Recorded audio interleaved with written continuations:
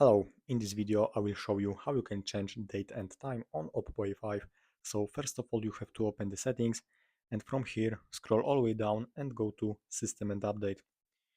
Now go to Date and Time and here you can select between time format which is 12 hours and 24 hours, and also you can set time automatically by using this switcher, and if you want to set time manually you have to turn it off, and here you can select date by using it. So let's take for example May 10 2026, and also you can take time over here. It's the same method, so you can do it from here. Also, you can set time zone automatically from here and if it's turned off, you can set your custom time zone. So basically that's all. Thanks for watching and subscribe this channel.